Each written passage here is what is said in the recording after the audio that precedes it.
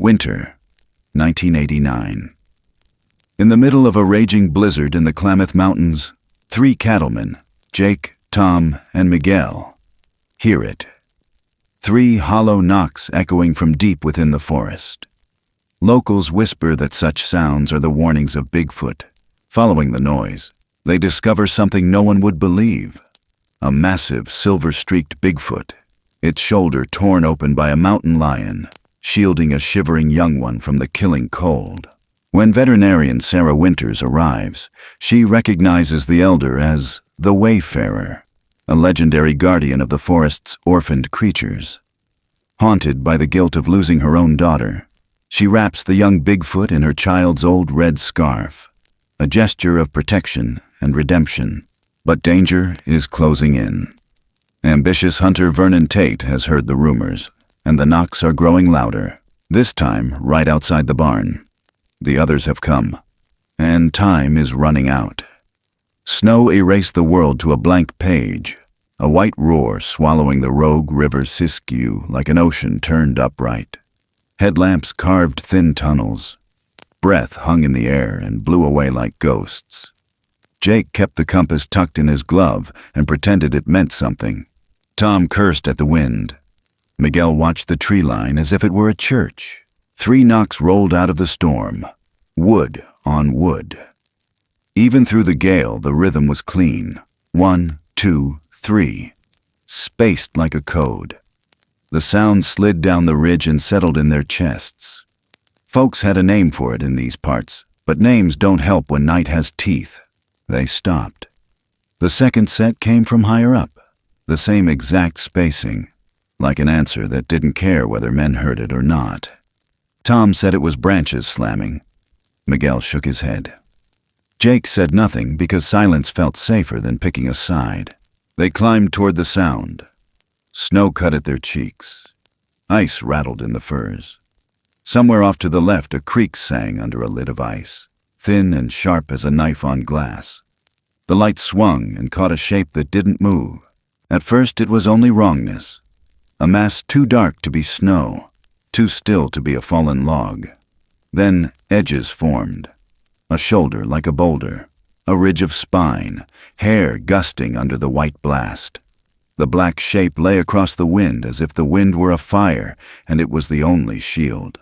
Miguel spoke first, barely more than breath. "Not a bear," he said. "Not a man either." Tom tightened his grip on the axe handle and took a half step back.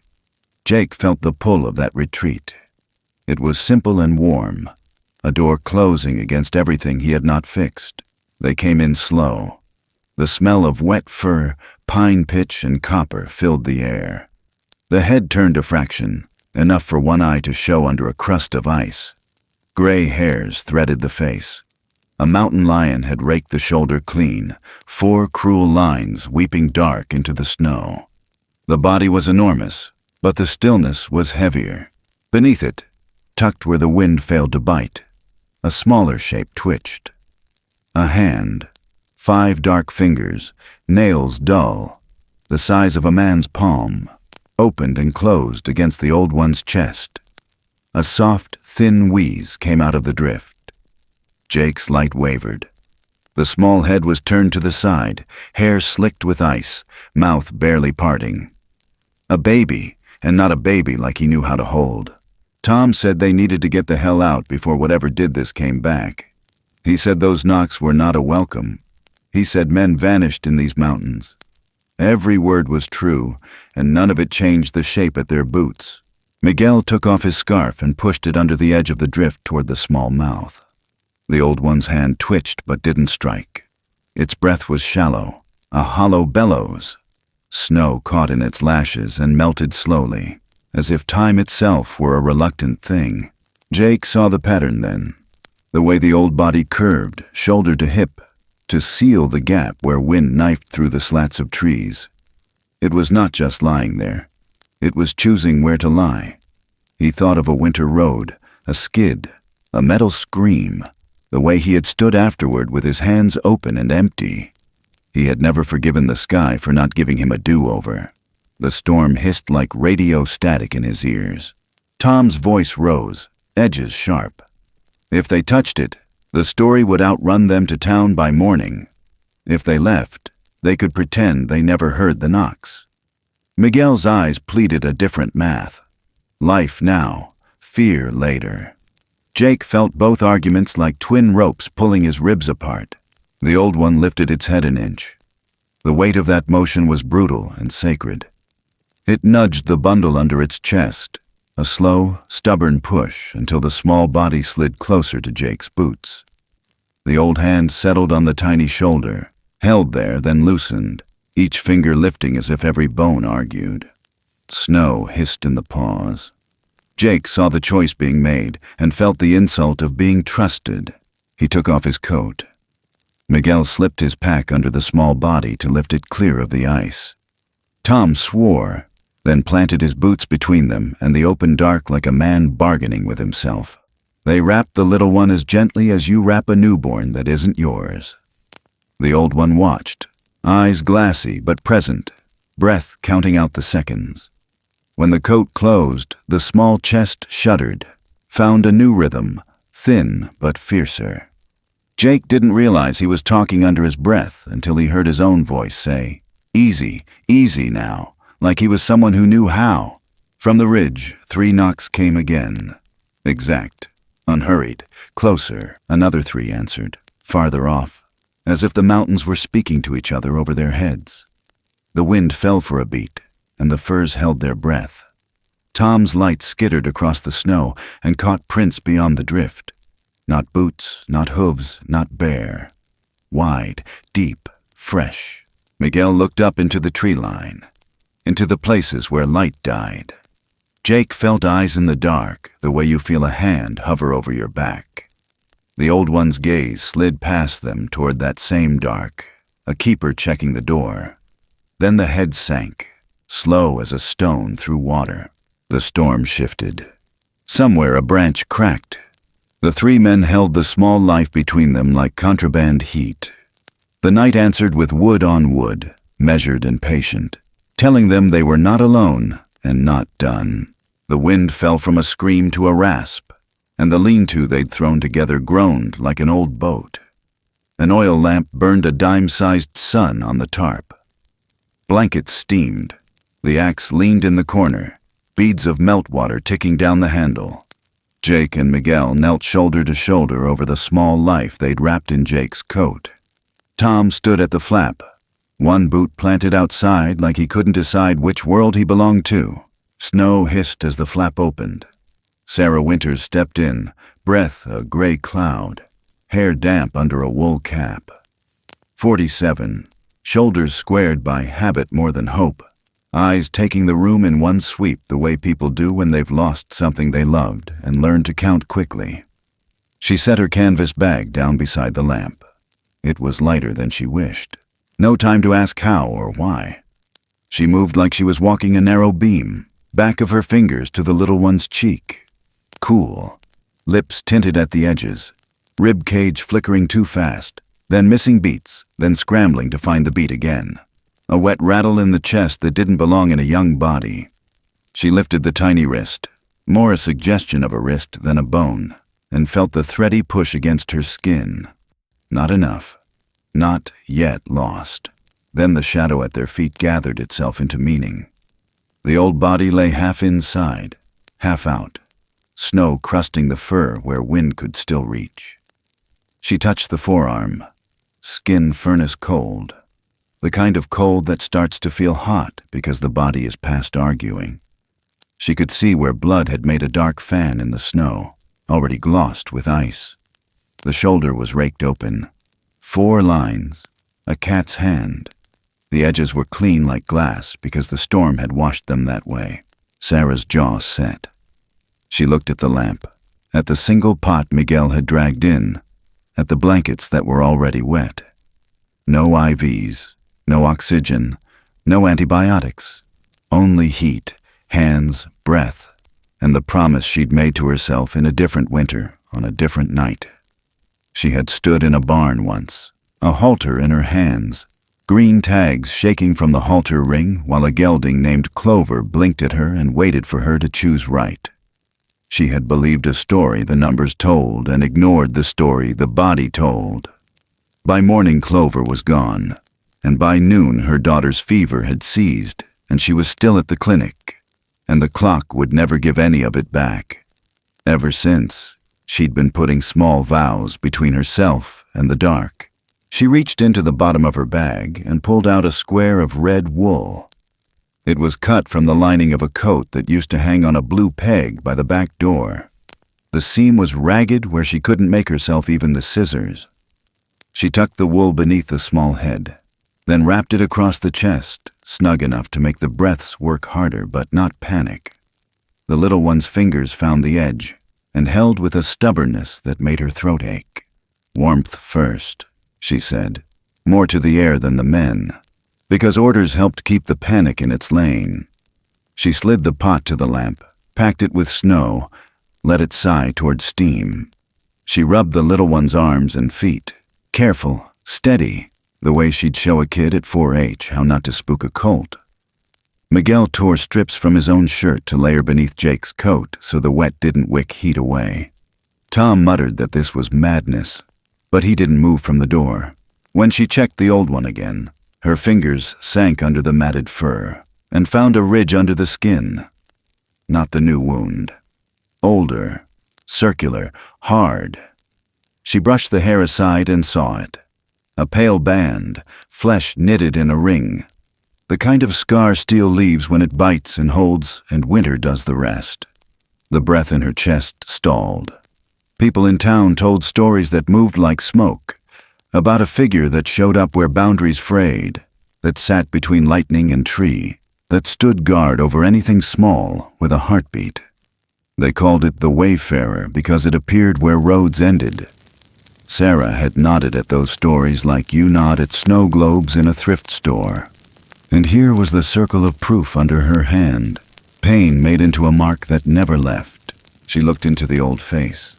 There was no fear there. Only the grave insistence of a creature that had already made its decision and needed the rest of them to catch up. The pot rattled as the first bubbles formed. She cupped steam toward the little one's nose and mouth with her palm. Slow arcs to loosen what clung in the chest. She hummed without thinking, the way she had hummed to her child on fever nights when the house felt like an island and the wind pressed against the glass. The breaths evened, then hitched, then evened again. She leaned close enough to feel a whisper of heat return. She slid her hand under the old one's head, just enough to shift the weight off the torn shoulder. The eyes flicked to hers.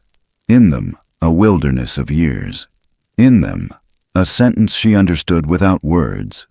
Don't be late this time. Outside, the storm reshaped itself around the tarp. Sound thinned. The forest moved closer. The oil flame swung and made the shadows travel along the canvas like people passing by a window. From somewhere higher on the slope, wood struck wood.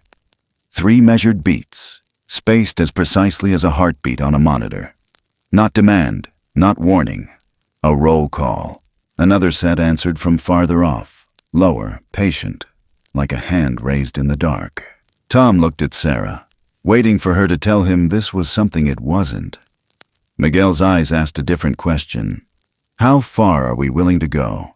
Sarah tucked the red wool tighter and laid her palm on the little chest, counting the breaths with her skin. Then she looked back at the scar under the fur, and the answer was already there. The lamp hummed. Snow slid from the lean-to with a soft collapse. The knocks faded to a memory, and then came back again, closer than before, as if the ridge itself had stepped toward the light. Tom wanted out.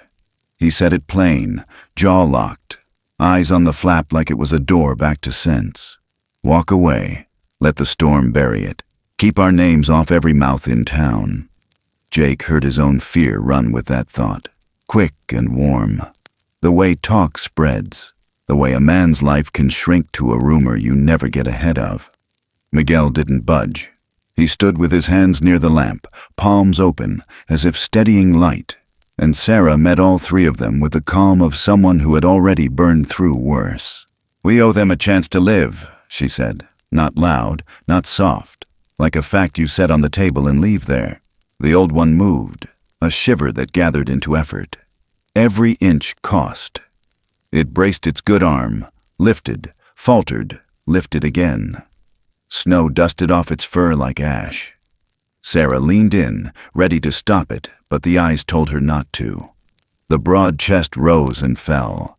Then the body rolled just enough to free the small bundle from the last of its shelter. With a sound that was almost a sigh, the big hand pressed the red wool where it crossed the tiny ribs, held, and let go. The fingers opened one at a time, a slow surrender. The air felt warmer for a heartbeat, and then colder than before.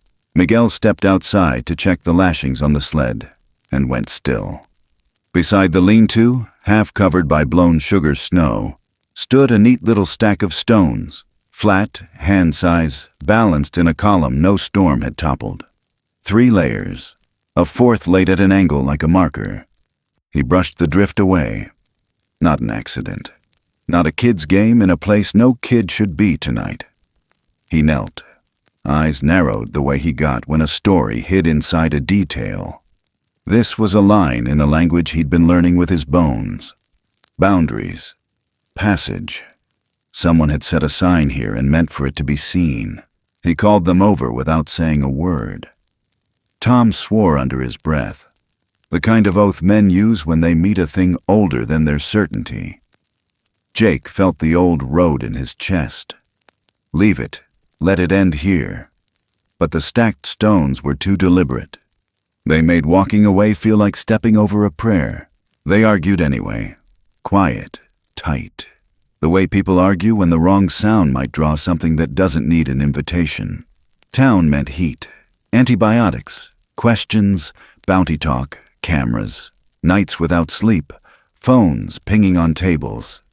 Town meant Vernon Tate's smile like a trap. Jake's barn meant dark, wood, closeness. The back trail no one remembered anymore.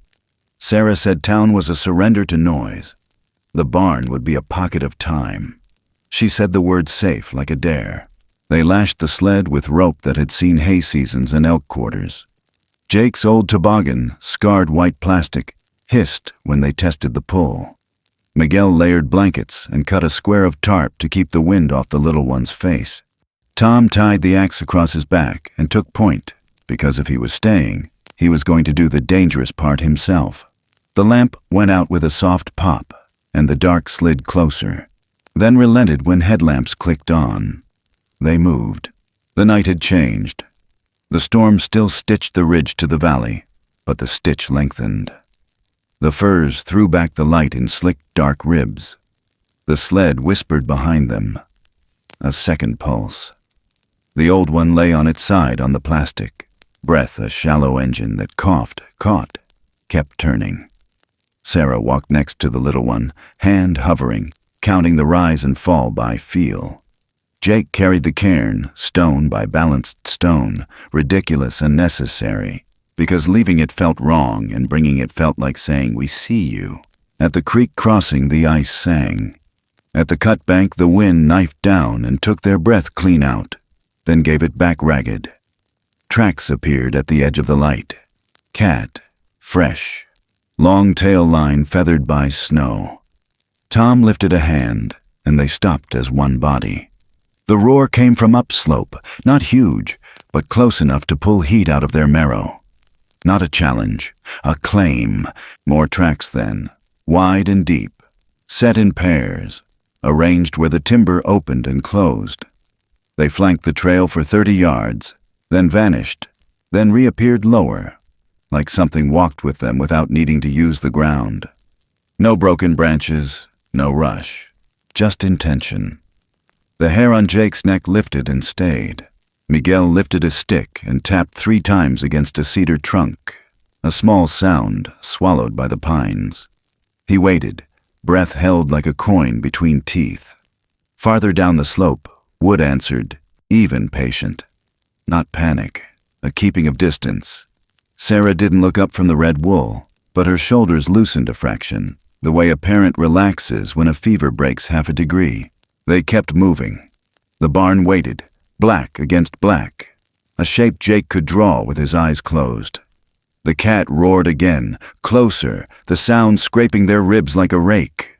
Snow sheds hissed off the furs. The wide tracks shifted position, now ahead, now behind, now to their right, where the hill dropped toward a gully. Tom's beam lifted and caught a flash of eyes, gold and steady, there and gone like breath on glass. The rope burned Jake's gloves. The sled bumped a hidden root, and the old one groaned, a low, torn note that made the trees listen. The wind paused as if something large had stepped into the path, and the mountain was waiting to see who would yield. A third set of knocks rolled from the ridge, not near, not far, too precise to be accident. The lion answered with a raw, bright cry that cut the night in two, and the light ahead felt suddenly much too small. The barn took the storm in and tamed it to a muffled hush. Old beams held the dark like a hand holds water. An oil lamp burned low on a nail, turning breath to smoke and wood grain to rivers. Jake threw open the stall he used to bed down a lame mare, dragged in quilts that still smelled of sun, and set an iron pot over a camp burner until snowmelt winked at the rim. Steam rose with a sharp edge of pine. Sarah worked without hurry, without waste. She stripped her gloves with her teeth, warmed her hands over the lamp, and went to the big body first. The torn shoulder bled slow and stubborn. The cat's 4 tracks were written there in red. She rinsed with ladles of warm water, the way you rinse a wound you respect, never shocking it cold. She packed a mash of yarrow and spruce pitch into the worst of it, pressed gauze she'd cut from a flour sack, wrapped with a strip she tore from her own coat. Her touch was firm, almost mothering. The breath under her palms stayed thin. The eye stayed on her, present. Then, the small one. She slid the red wool higher, checked the mouth, cupped steam to loosen the rattle in the chest. She ground willow bark with the butt of a spoon, folded a pinch into a mouthful of warm water, and coaxed it past cracked lips. She massaged feet and hands until color blushed back like a shy decision. Jake held the lamp close, jaw clenched, eyes refusing to blink when the tiny chest skipped and fought for the beat. Miguel fed the burner and watched the pot, tipping in snow so the heat never faltered. Tom stood by the door with the axe on his shoulder, a guardian who hated that word. The barn gathered them. Old hay, leather, iron. The quiet groan of a roof remembering other winters. Outside, the wind stitched along the eaves. Inside, sounds were skin close. The whisper of fabric, the soft drag of breath, the wet click in tiny lungs when it eased. When the worst urgency loosened its teeth, Miguel spoke like a man adding colors to a map. He talked about 20 years of strange mercy. A fawn found after a late freeze, belly full of milk, though its mother lay dead a ridge away. A cairn stacked beside it, 3 flat stones and one canted like a finger pointing home. A red fox kit dragged to a woodshed in town, left on a pile of burlap sacks with a green cedar sprig laid on its ribs. 3 knocks that woke the owner before dawn. A calf someone swore should have been coyote meat, but by morning it stood. A round river stone polished like a talisman set on the fence post. Same rhythm every time. 3. Same quiet distance. Not asking, not claiming, holding. People argued about what any of it meant. Miguel had stopped arguing and started listening. Patterns aren't loud, he said. They're patient. He nodded to the scar Sarah had found under the fur, a pale ring no winter could erase. The one they called the Wayfarer had been caught by steel, had been hurt the way men hurt when they're afraid or hungry or bored. It had chosen to stand between wind and anything small enough to be crushed. It had made a duty out of being left behind. The lamp hummed. Sarah's hands slowed. She looked at Jake the way people look when a story presses against their teeth. She told him about the barn 2 winters back, about Clover, a gelding with a fever that didn't read like the chart said it should, about trusting numbers and losing the animal, about a phone that didn't ring her in time when the fever in her own house spiked. She said she had spent every day since trying to be on time for someone.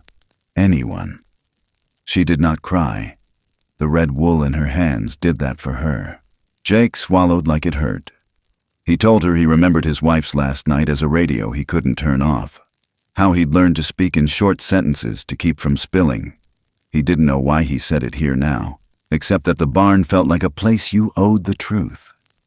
She nodded once, and they went back to work as if confession were another tool you lay within reach. The big one shivered. A long roll that started at the spine and passed into the floor. Sarah tightened the wrap and propped the weight so the torn muscle could rest. The small one mimicked an old habit from a world it hadn't had time to learn, tapping 2 fingers against the edge of the feed trough before the next swallow. A tiny drumbeat that made Miguel smile despite himself. The night pressed a little closer. Snow fell from the rafters in soft sighs. Tom eased the door bolt and peered into the yard where the storm made a circle of moving white. His breath fogged the crack. Nothing moved. Nothing admitted it anyway. Then Jake felt it before he saw it. The prickle that says a gaze has weight. He turned to the wall, to the slats that leaked thin seams of cold, and saw a pair of gold eyes set at a height that didn't belong to any neighbor. Not hungry, not wild the way stories like to paint. Intent, patient, a watcher at a threshold. The pupils widened, then narrowed as the lamp swung. Wood spoke softly a breath later. 3 clean knocks close enough to feel in the ribs, spaced like a promise. The boards answered with a small tremor, as if the barn itself had learned the rhythm and was waiting for them to reply. Dawn thinned the dark to a gray wash and left the barn holding its breath. The storm had stepped back into the trees. Snow slid off the roof in soft sheets, and the oil lamp burned low, a tired star trying to stay. Sarah kept her palm on the small chest wrapped in red wool and counted each rise, each stubborn return of air. Jake stood at the stall door like a hinge. Miguel watched the steam curl from the pot and fed the flame one careful turn at a time. Tom hadn't slept. He wore the look of a man who expects the next sound to break something. The old one stirred. It wasn't much at first. A ripple at the spine, a gathering of will under a body nearly emptied. Then the arm braced, the shoulder lifted, and the great weight found its knees. The bandage at the cat's rake had darkened, spruce pitch shining like sap in winter light. The head turned. The eyes found Sarah. No anger there, no plea, only a steady yielding, a gate opening. She knelt to meet that gaze. Hands sure. Voice quiet even when she didn't use it. The small one fussed once, a dry sound like paper, and went still when her fingers adjusted the red wool. The old one paused, drifting on the edge of breath, then reached. A broad hand hovered over the bundle, shook, settled. It did not grip. It rested, heavy and careful, on the tiny ribs as if feeling the beat for itself. The fingers traced the edge of the cloth, a light brush that made Sarah's eyes burn. Then the hand lifted and placed the little one into her arms, not clumsy, not afraid. A giving away, clean and whole. Jake felt something unclench inside him he hadn't even known was clenched. Miguel's lips moved without sound. A thanks aimed somewhere beyond the rafters. Tom swallowed hard and looked at the door again, as if ashamed to witness tenderness he could not explain. The old one's breath hitched. It turned its face toward the open gap where the barn boards didn't quite meet, and you could see the tree line cut the morning. It faced the woods as a man faces his front porch at the end of a long day. Home in the body before the feet crossed the threshold. The muscles along the back rolled once more, a slow tide withdrawing. A sigh left the chest. The weight tipped forward and settled to the straw with the same modesty it had lived with. No thrash, no theater, just the end of a task done and handed on. Silence stretched so thin they could hear snow ticking on the windowsill. Then, from the ridge above the pasture, Wood spoke. 3 knocks, clean and metered. the same old cadence that had pulled them into this night. The sound rolled down the hills in waves, one ridge answering the next, replying and relaying, until the valley held a braided echo. It didn't threaten. It didn't ask. It marked a passage. It was the forest taking attendance and finding one name missing, then saying the name anyway. Sarah sat with the body and did not move for a while. She set the small one where her knees could keep the warmth steady, then laid her other hand on the great chest the way people press a palm to a closed door they cannot open. She did not cry out. She let the quiet take the shape of apology. You can be too late in 1,000 small ways before you ever mean to be. Her hand rose and fell once, as if the rib cage might lift with it. It didn't. She left her palm there anyway, holding the space where breath had been, till the heat faded to the memory of heat. Jake pulled a quilt over the shoulders that would no longer shoulder weather. Miguel found a flat stone in a corner where he kept spare nails and slid it into the stall, setting it by the hand, a small offering without a name. The knocks faded, then returned softer, like a last nod from the far tree line. Even Tom bowed his head, only for a second, but enough that he noticed the way his shoulders loosened when he did. The lamp hummed. The barn breathed. The little one stirred, found the red wool again, and tapped the feed trough twice, then a third time, so light you might have thought it accidental if you hadn't heard the hills speak. Sarah's mouth twitched into something near a smile, and then steadied, because the world outside this stall still existed and would demand its say. She stood at last, took the small weight into her coat, and looked to Jake. They would have to move the body when the light was sure. They would have to choose a place the wind respected. They would have to be faster than gossip. She didn't say any of that. It hung in the air with the steam and the smell of spruce. Tom slid the bolt and stepped into the yard to check the world they had shut out. Snow lay high against the fence, clean and blue at the edges. The storm had smoothed everything except what refused to be smoothed. He saw it immediately. Prints, not cat, not deer, not wide and deep like the night's watchers. Boot marks, a man's tread. More than one, maybe. They circled wide around the barn, tightened near the wall where the slats leaked light, paused by the window at shoulder height, then drifted back toward the old orchard and the brush line that hid the county road. He crouched and set his glove into one of the tracks. Fresh. Cut after the last spill of snow from the roof. The kind of edges you only get near dawn. His breath went thin. He followed the line 3 paces and felt the back of his neck crawl. Whoever it was had stood long enough to shift their weight twice. Long enough to watch. He turned to call the others and caught himself, listening. The hills were quiet now. The knocks had gone to ground. In their place, the yard rang with a smaller truth. The whisper scrape of rubber on crusted snow. The faint metal rattle of something being lifted into a truck, far off but real. Tom straightened, eyes on the pale road beyond the trees, and knew the day had brought company they hadn't invited. Days blurred into a quieter kind of storm. The pasture held its blue shadow under snow. The barn learned a new heartbeat. Heat, feed, rest. Sarah called the little one Ash the first morning he woke and looked at her through damp lashes, hair black with a smoke-gray sheen when the light slid across it. The name fit. He kept it. He ate in small victories, a handful at a time. A swallow, a pause, another try. Before each mouthful he tapped the edge of the feed trough. 1, 2, 3. Light enough to be a secret, steady enough to be a rule. Sarah didn't teach him that. He brought it with him, like a song you hum without knowing where it came from. When the air cut sharp, he tucked his chin into the red wool and leaned toward the lamp, not greedy for its heat, just certain it belonged to him now. He watched everything.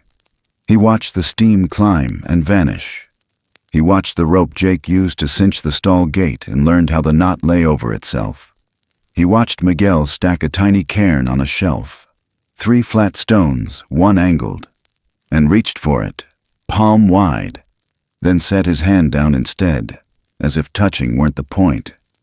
That afternoon he vanished into the dim and reappeared at the door dragging a cedar sprig, green and wet from the snow. He laid it on the threshold and sat back. No sound, no performance. Gift given. Jake hadn't realized he was holding his breath until that moment taught his lungs how to work again. Rumor did what rumor does. In town, the cattleman's filled with smoke and talk. Vernon Tate leaned on the bar with a whiskey the color of bad sunsets and told anyone who'd listen that something big had holed up at Jake's place. He described tracks with his hands wide. He described a cry that turned a man's blood to ice. The price he named for proof. Photo, body, pelt. He didn't care how clean. Grew with each retelling. 500 became 1,000, then 2. Somebody laughed. Someone else didn't. A pickup idled long outside, boots scraped, phones lit. Men who didn't have enough to do found something to do. Back at the barn, they worked the problem the way you work a hard winter. Tom strung fishing line with little bells from the tack room to the side gate, a necklace of warnings.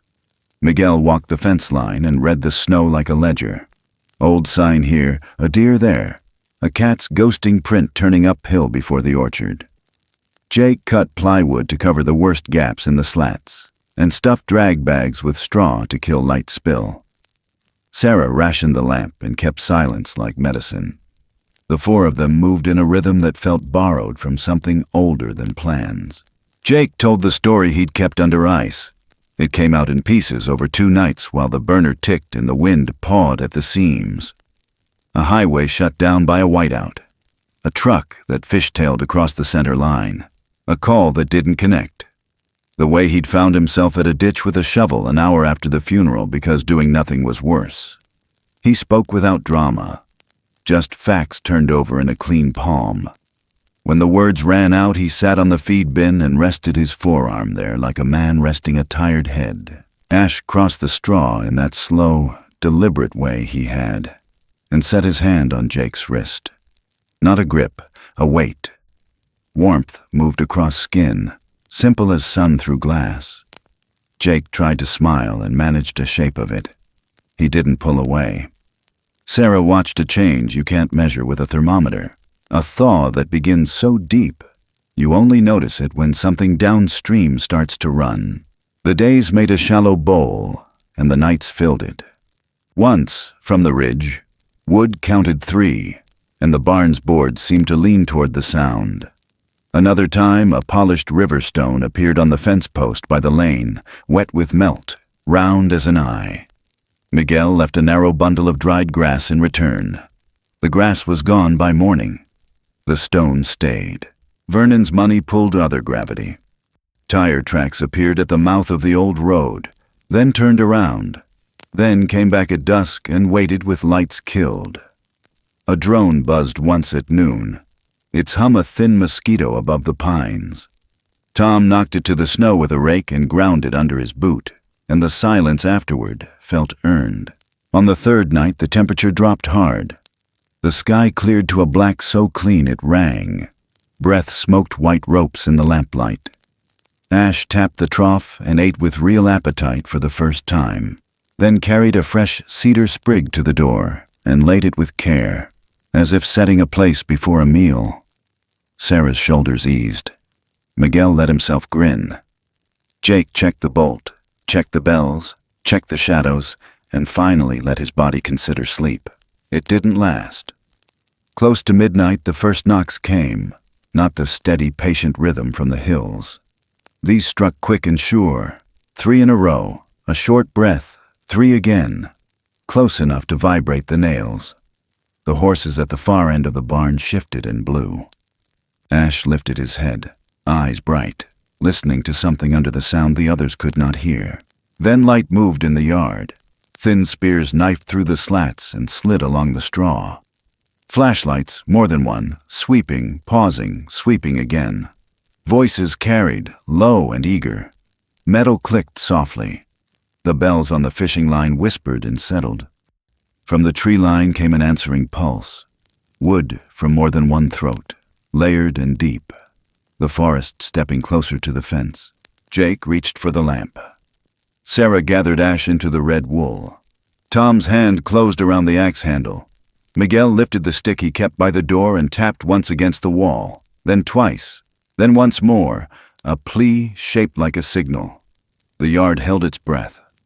The knocks returned from both sides of the dark, and the barn, small and bright in the middle, felt suddenly like the only honest place left. Night pulled tight as a drum, and the yard turned to a bowl of light. Flashlights raked the fence. Men's breath steamed and broke. From the timber line came the low percussion again. 3 knocks, patient, exact, answered by another farther left, and another below the creek.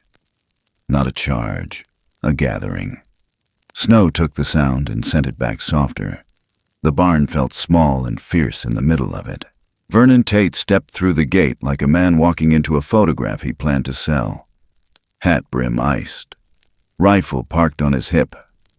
2 others ghosted behind him, faces banded white by their own beams. "Proof," he said to nobody in particular, and the word scraped the yard raw. A horse at the far end blew hard. The bells Tom had strung along the fence quivered and fell still. In the stall, Ash lifted his head and listened the way a deer listens when the woods go quiet for the wrong reason. Sarah didn't ask, didn't argue. She moved to the latch and slid it back, palm steady. The gate yawned. Cold walked in. She turned to Ash and knelt. The red wool pooled like a small fire between them. "You choose," she said, though what carried was not the words, but the way she made space. Jake felt the world tilt on that hinge. Miguel did too. Tom's jaw went hard enough to hurt. The timberline shivered into shapes. Not clear, not close, but there. Tall, broad, breathing. The first figure stopped just beyond the spill of light and lifted an arm as if laying a hand on the air between them. Then, wood to wood. 3 measured beats that found Jake's ribs and counted them. The others held a step back, silhouettes thick as old stumps, eyes low gold when beams scraped the edge of their faces. No snarl, no stamp. Waiting. Vernon's laugh was a brittle thing. He lifted the rifle and snapped a shot into the sky to show he could. The crack blew a hole in the night. Horses struck their stalls. The bells sang. Ash flinched, then went still with a discipline that did not look childlike at all. The figures in the tree line surged a half step and spread, bodies broadside to the barn, making a wall with themselves the way waterfalls make veils. Hands swept low, gentle, hurting a gap for a small one to pass if a small one chose. Tom didn't think. He stepped out and put himself between Vernon and that wall, boots planted in the churned snow. He raised his empty palm. "Don't," he said, too loud, voice peeling in the cold. For a heartbeat, the yard froze on the old bruise he carried. The night he'd fired at a moving shadow because fear argued faster than wisdom. He had given that shot to a story and let it own him. Now he bent his shoulders and let another story press back. Vernon swung the muzzle a shade. Jake moved like a reflex and kicked the nearest flashlight hard. It skittered across the ice and died under the wheel well of a truck. Darkness took a bite out of the men's courage. Beams jittered, snow-lit and unlit. Miguel lifted his stick and tapped against the stall door. 1, 2, 3, clear, pleading, an old code offered as a bridge. From the timber line came the same answer, low and sure, a pulse you could almost lean on. Ash rose. He stood in the gate Sarah had opened and looked from faces to shadows to the red wool in his hands. He touched the trough with 2 fingers, then a third, as if saying his own name to himself. The yard waited. Breath smoked from every mouth like prayers that had not learned words yet.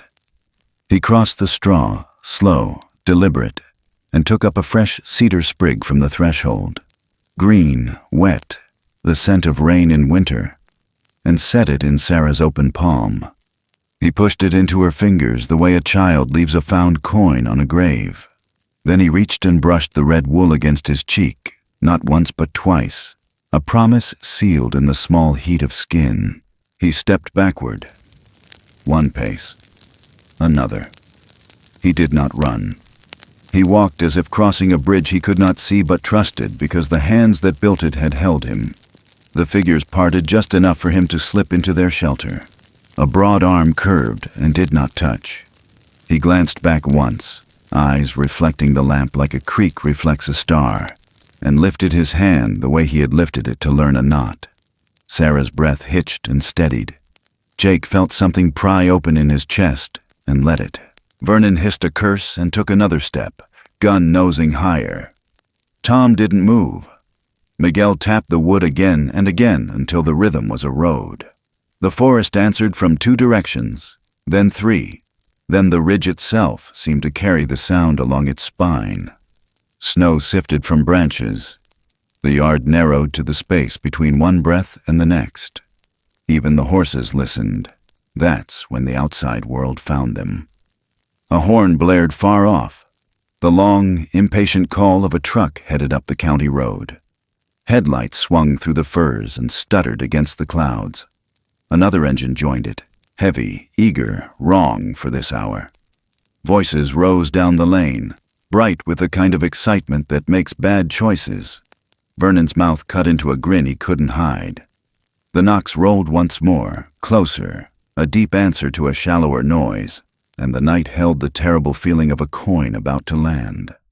They chose the far edge of the pasture where the firs begin and the wind slows, a line the storm respects without knowing why. Morning came thin and blue. Frost feathered the fence wire.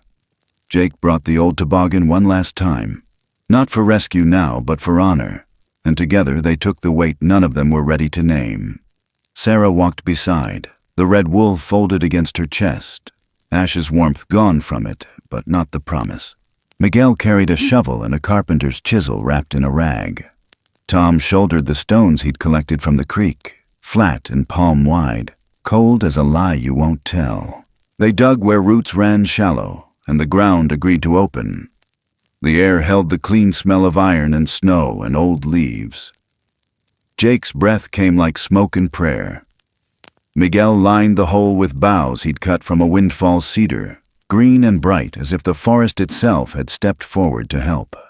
They lowered the wayfarer as if lowering a door to a house that had no walls, no ceremony, no words big enough.